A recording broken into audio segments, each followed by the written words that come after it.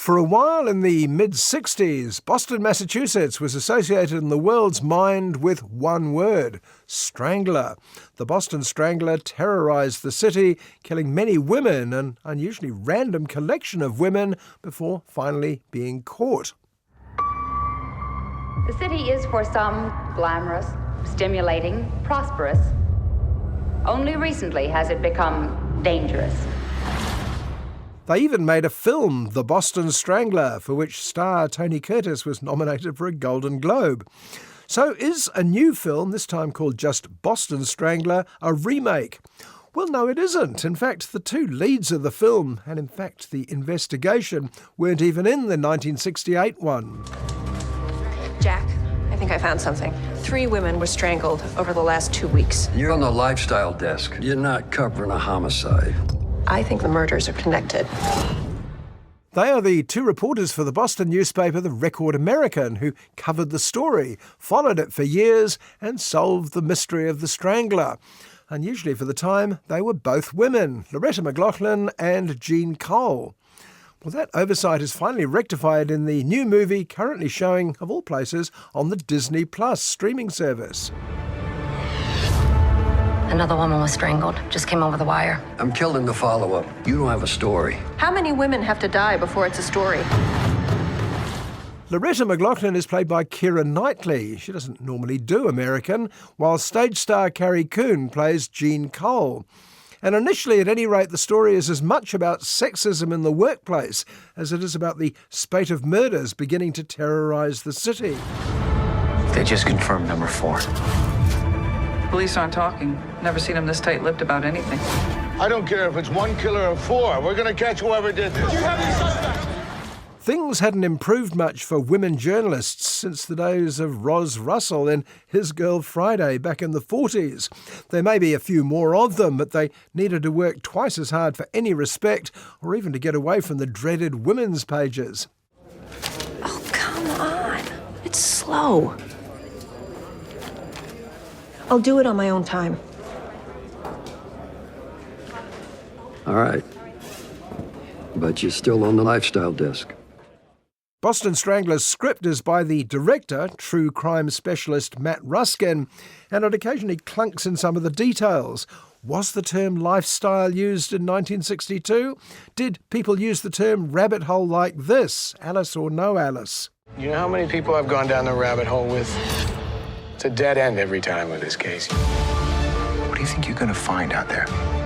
When is this gonna stop, Loretta? I need you to call in a favor. Be quick. I don't want to get fired tonight.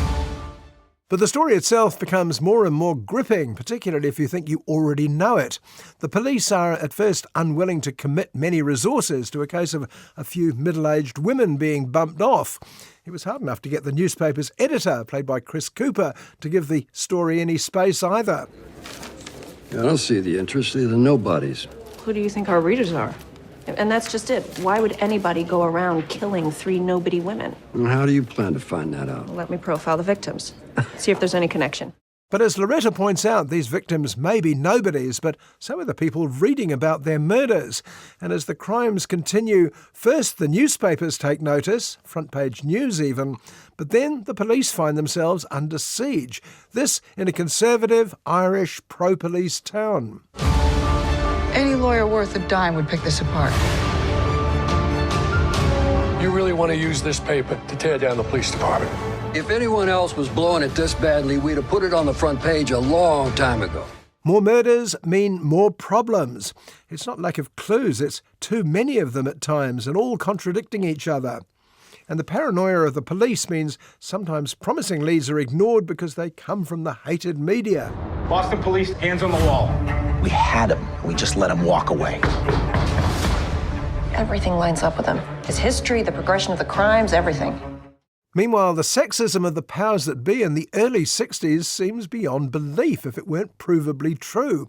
Even the people who supported Loretta and Jean, including family and friends, couldn't always be relied on. And all the time, the Strangler continues his grisly career, terrifying the women of Boston. I worked this album for weeks. I loved him for it. It's not him. What makes you so sure? He was in prison for the first 6 murders, didn't get out until after Sophie was killed. Whoever was in that lady's apartment wasn't DeSalvo. In other words, Boston Strangler is that always engrossing, if dying movie genre, the newspaper story. The leads that go nowhere, the constant deadlines, the unexpected assistance, the pressure on and occasionally from the family. There's nothing quite like it. I need you to take down an address. If I don't call back in an hour, give it to the police. Loretta, there's more than one lunatic out there, and you're gonna get us both killed. Your safe little world is just delusion. But there's more, and that's aside from finally solving the murders. I can tell you right now that Tony Curtis only scraped the surface of the real story. And there's also the effect of the Strangler on the United States and the rest of the world. Jack the Ripper famously gave birth to the 20th century. The Strangler showed what happened next.